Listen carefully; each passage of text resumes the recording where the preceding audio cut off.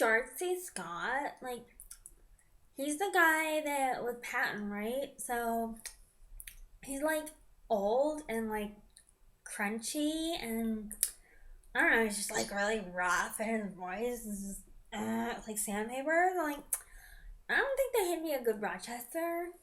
And like, whoever that chick is, like, she's so old, and like, no, it's probably gonna be terrible. So I'm not interested. Yeah, that's what I thought before I saw the movie. I feel like I should be wearing a dunce cap for this review, but I don't have one. 1970s Jane Eyre, which is the George C. Scott and Susannah York one.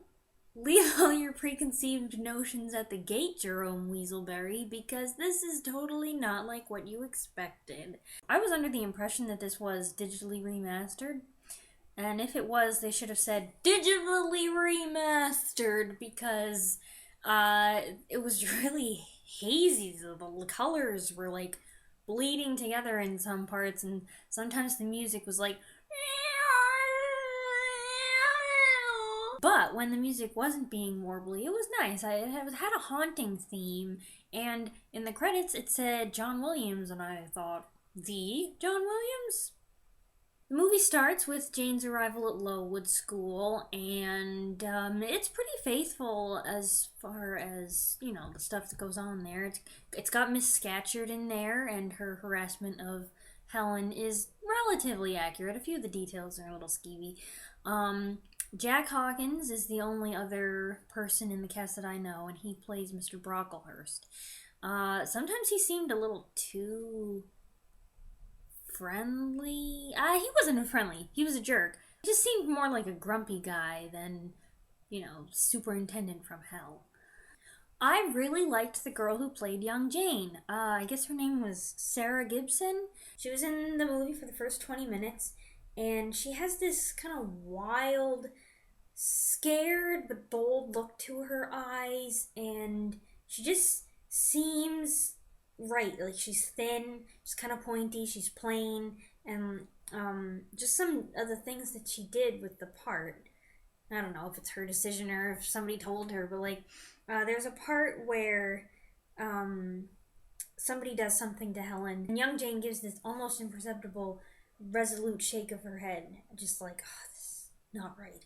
And I liked that there were so many things that they kept in there, like Miss Scatcherd and the long trek from the school to the church in the wind, and then they all come rushing back to the fire. And yeah, it made it look as raw and as just awful as Bronte wrote it. Helen seemed a little less preachy in this. It seemed kind of like she made a Wuthering Heights reference. She's laying in bed and she says, "Oh, when heather grows again on the wall, I'll be with you." Fast forward 19 minutes and 10 years into the future, and we have Susannah York as adult Jane. And I don't know how old Susannah York was at the time.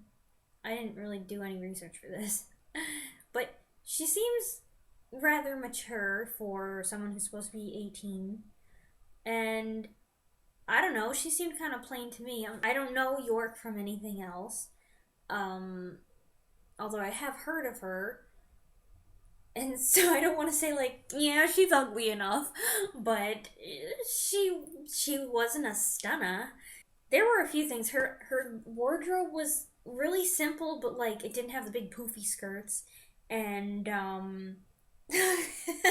Miss Temple and Mrs. Fairfax, they had these huge bonnets, especially Mrs. Fairfax. She looked like she was strawberry shortcake or something. She's like walking around with this big like doily thing on flopping around on her head. It was really funny. So Jane goes out for her walk and she's staring at the sunset, and you know how you get kind of disoriented when you're staring at the sun? Kind of like when I'm staring at this light bulb over here. You hear a heartbeat, and then it turns into hoofbeats, and then all of a sudden, the horse is there, and you're like, oh. And so the horse and the man and Jane were all startled, and realization face when she walks in, and she's like, oh, he's come home. Oh, he was in an accident. And like, just her her reaction. She wasn't like, or stupid about it. She was just like, and I enjoyed her backbone, and she just seemed like a very intelligent Jane, which, well, compared to the ones we've seen so far, is nice. So that brings us to George C. Scott as Rochester. He is still himself. He is still himself. So, American accent, Miss Eyre. And you know, that gruff voice, but Rochester's grumpy and moody, and well, it kind of worked. And he just wasn't nearly as bad as I had expected, and I actually liked him in some parts. Now there were some things that I was like, that goes too far. Like, he has this like temper flare, and he gets really mad about something she says or the topic of conversation, and he like smashes his glass. Hulk smash. He throws the glass against the wall, and he's just like scary. And I didn't care for that, but can we honestly say that it's not accurate? There was this one thing though, and this is part of what makes me think, like, digitally remastered? I don't think so. Because, like, at one point my mom turns to me and she's like, do you hear something? Do you hear, like, voices? Is it them? Is it something? And I paused it and I was like, I don't hear anything. And I played it again, and, like, you can hear voices. It's like someone was standing by the mic on the set. Like, the director was like, quiet on the set! And then they started rolling. He's like, they're still talking, but I don't have enough authority to make them shut up. Or, like, it's my boss and I can't tell them to go away. So they're just like, just keep rolling! Or that's how I imagine it. More about Jane. She seems quick-witted and intelligent, and she's not terribly naive like some of these people. You know, they're the ingenue, and she seems a little more aware of the world and life. Although, on the flip side, after the fire in Rochester's bedroom, he touches her shoulder, and he's like, I'm gonna do it. He's like, I knew you'd save my life. Whatever. And she's like, just doing my duty, or whatever she says. And then she goes back to her room and she just closes the door and she leans against it and she's like,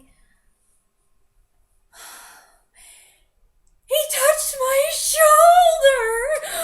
Oh! I can understand that reaction if it was like, you know, a Rochester who looked like Tom Hiddleston or something, but it's George C. Scott. I mean, how many people react that way to George C. Scott? Blanche was, in fact, the most attractive woman in the party, and that's a first for these movies so far. They got the purple riding hat with the plume. Everybody seems to get that right. Oh wait, the first movies we've watched have been black and white. This is our first color Jane Eyre. She's got dark hair. At one point, I thought it looked like she had a pair of doves in her hair, and that was odd. But they've got the singing. I'm pretty sure Scott was dubbed, but canon.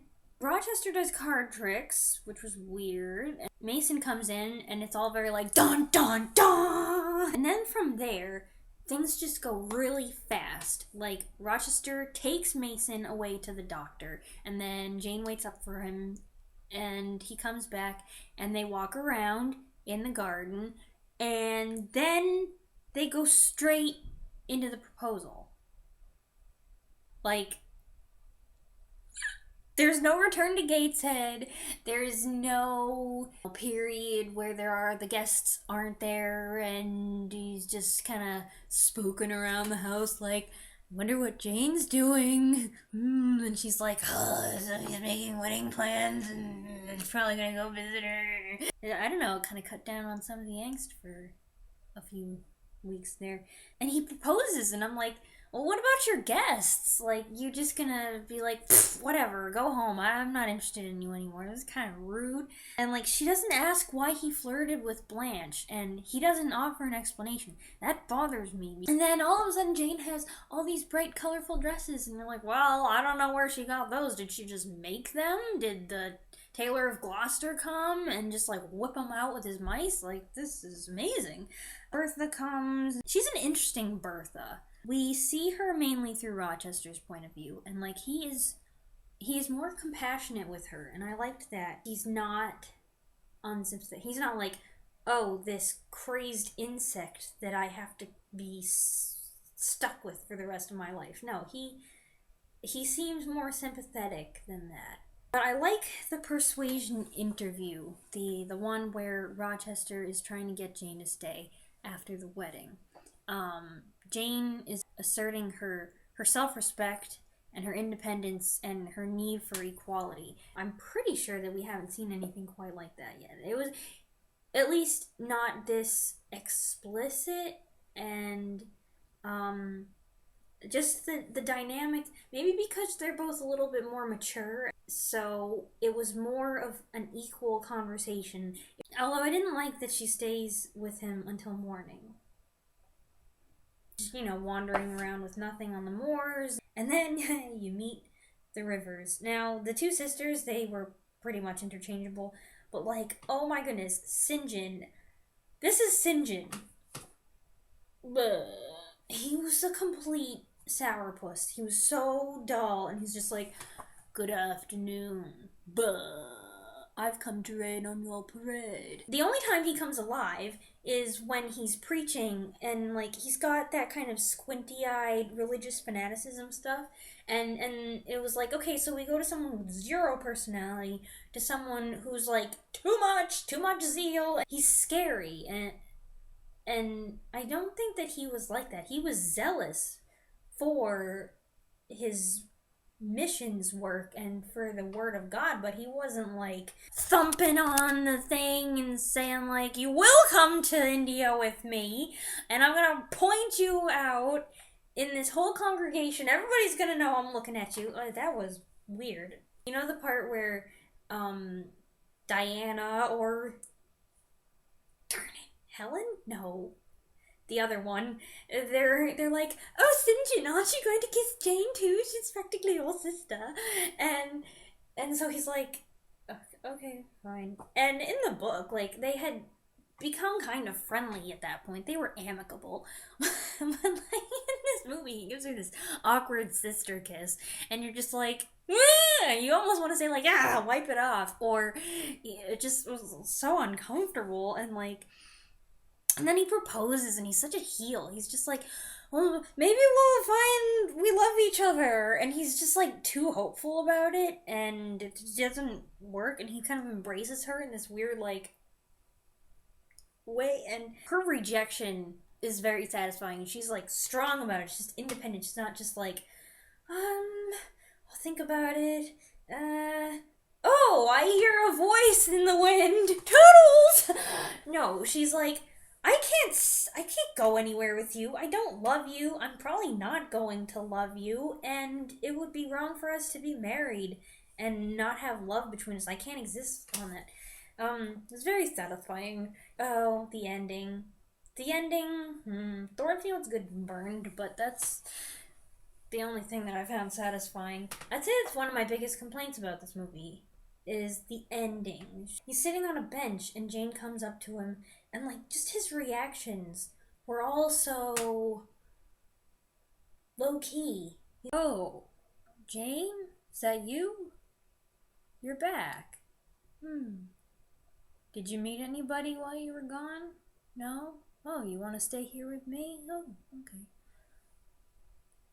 It was so, like, Colin Clive did it so much better. And then the camera pulls back, and it's over.